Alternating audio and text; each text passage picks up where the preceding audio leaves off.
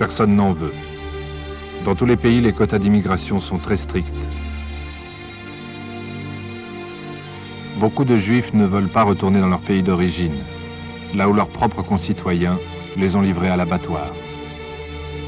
Les envoyés sionistes leur offrent l'espoir d'une nouvelle vie.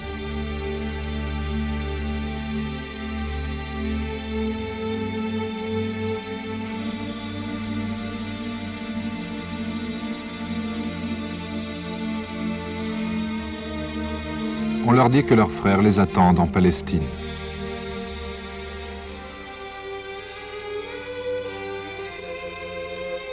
À Jérusalem, Khalil Rad est photographe. Lui, il conserve la mémoire des Palestiniens.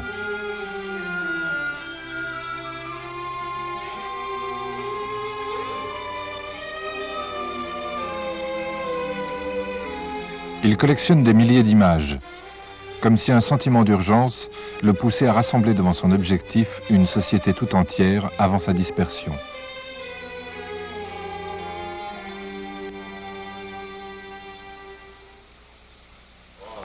En 1946, le nationalisme juif n'est plus une utopie. Il y a 500 000 juifs en Palestine. Ils exigent des visas pour 100 000 rescapés du génocide. Ils ne parlent plus de foyer national, mais d'indépendance.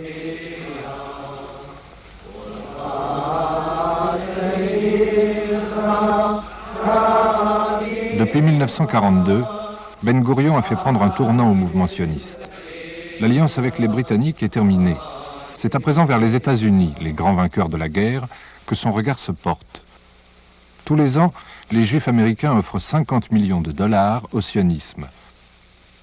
The late President of the United States, and only recently the joint resolution of the United States Congress asking for freedom of Jewish immigration, which will result in a free and democratic Jewish Commonwealth in Palestine. It was the Jewish people who made Palestine. That was Palestine who made the Jewish people. That no other people in the world made Palestine. No other people in the world was ever made by Palestine. À Tel Aviv, c'est le 1er mai. On chante l'international en hébreu. La grande majorité des Juifs adhèrent à la gauche sioniste. Sous cette esthétique révolutionnaire se cache la politique réaliste de celui qu'on appelle déjà le vieux.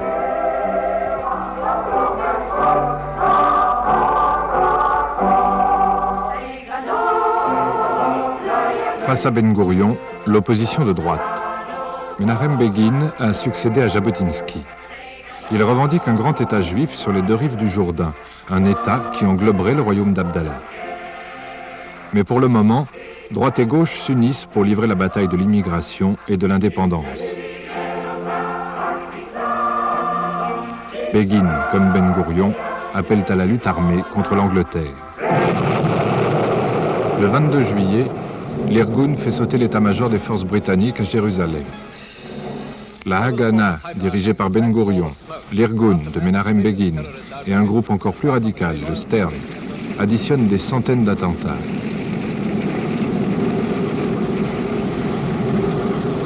La violence est partout. Juifs, arabes, britanniques, tout le monde y participe. Et les victimes ne se comptent plus. Pendant ce temps, tous les jours, des bateaux surchargés d'immigrants illégaux forcent le blocus britannique. Lorsqu'ils sont arraisonnés, leurs passagers sont expulsés ou internés. Quelques-uns coulent en chemin avec leur cargaison humaine.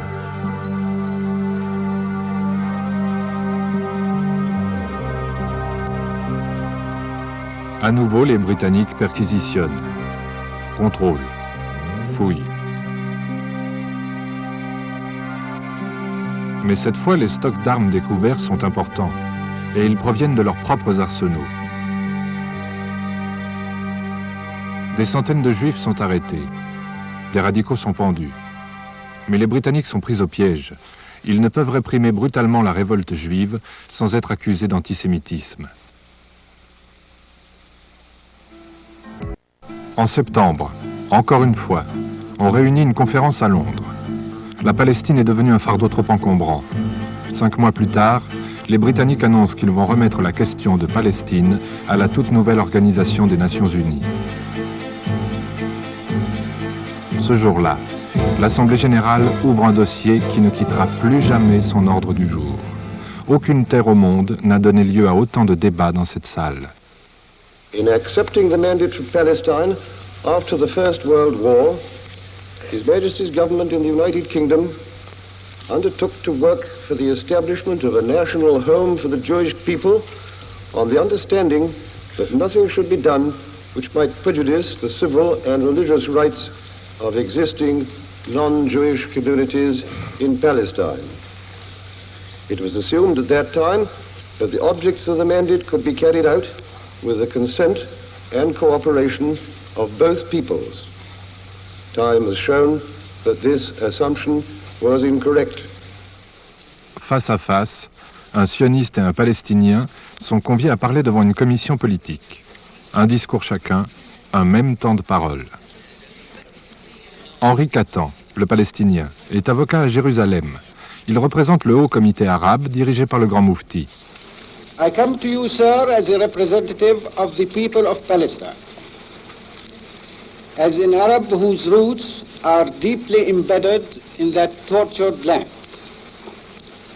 The Arab people are deeply anxious to find a just and lasting solution to the problem before you, because it is their own problem, the problem of their present life and their future destiny.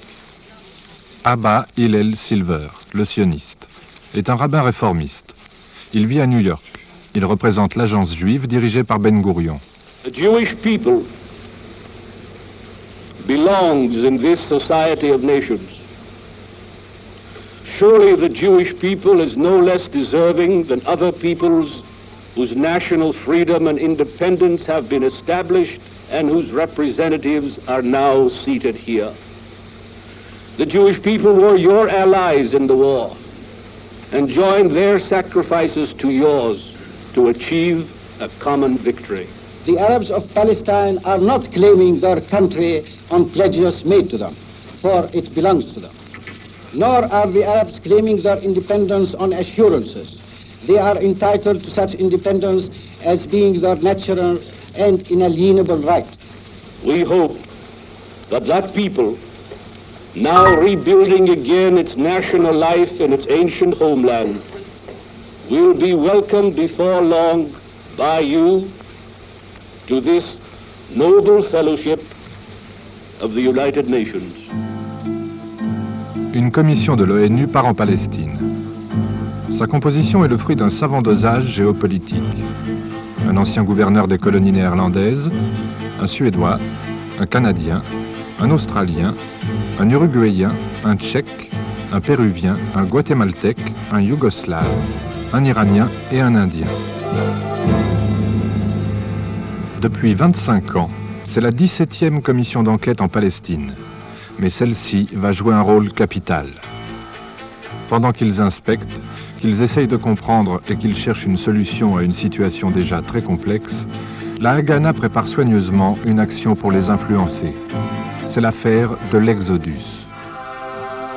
Le 18 juillet, l'Exodus est arraisonné par les Britanniques au large de Gaza. À son bord, 4500 immigrants illégaux, encadrés par des officiers de la Haganah. Ils refusent de se rendre. Il y a des morts, des dizaines de blessés.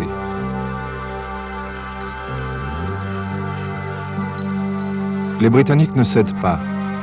Les rescapés du génocide sont brutalement refoulés. Ils devront retourner en Allemagne.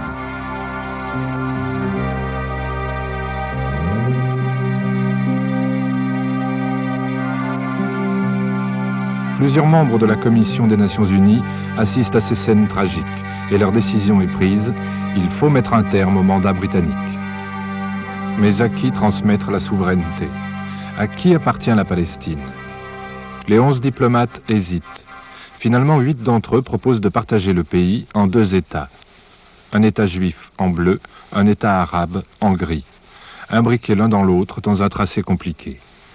Jérusalem aura un statut international et ne fera partie d'aucun des deux États.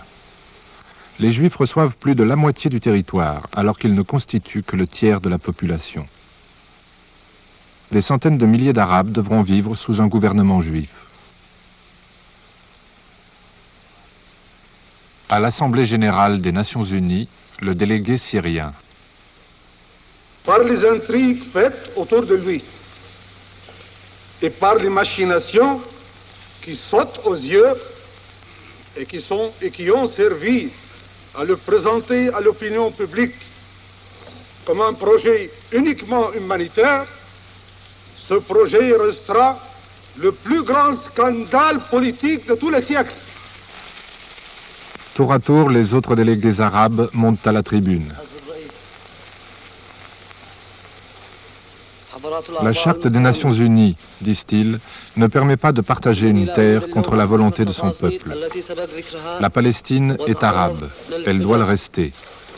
Si les Européens veulent offrir un pays aux Juifs, s'ils se sentent coupables de les avoir persécutés, alors qu'ils leur donnent une terre en Europe. Tous, ils expriment leur déception et leur colère. In the words of the greatest American, we have striven to do the right as God gives us to see the right. Jusqu'au bout, le délégué pakistanais essaye de convaincre qu'un partage provoquera un bain de sang. Avec l'Iran et la Yougoslavie, il propose un plan d'État fédéré. We did succeed in persuading a sufficient number of our fellow delegates to see the right as we saw it. But they were not permitted to stand by the right as they saw it. Our hearts are sad, but our conscience is easy. We would not have it the other way about.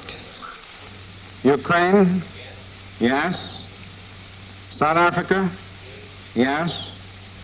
Soviet Union, yes. The United Kingdom, abstain. The United States, yes. Uruguay, yes. Venezuela, yes. Yemen, no. Yugoslavia, abstain. The resolution of the DUC Committee for Palestine was adopted by 33 votes, 13 against, 10 abstentions. Dès le lendemain, l'humiliation et l'angoisse jettent les Arabes dans les rues de Jérusalem. Ils disent « Ce qui a été écrit en noir à New York sera effacé en rouge en Palestine ». La foule attaque le centre commercial juif. Les Juifs ripostent par des plastiquages. 7 morts dès le premier jour. 160 les 2 premières semaines, 450 en un mois.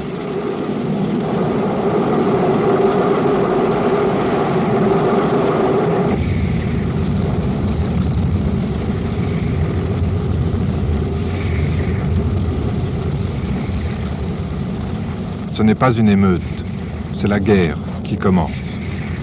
Une guerre qui se déroule sous le regard impassible des Britanniques, dont le mandat se termine dans 6 mois.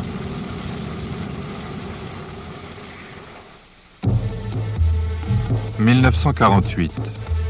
Cette année-là restera gravée dans la mémoire des Palestiniens et des Israéliens. Pour les uns, la catastrophe, pour les autres, la libération. Ben Gourion sait que le vote des Nations Unies n'est pour le moment qu'un morceau de papier. Il achète des armes en Tchécoslovaquie et décrète la mobilisation générale. Avant le départ des Anglais, il veut contrôler les régions arabes du territoire, élargir les frontières de l'État juif, attaquer plutôt que se défendre.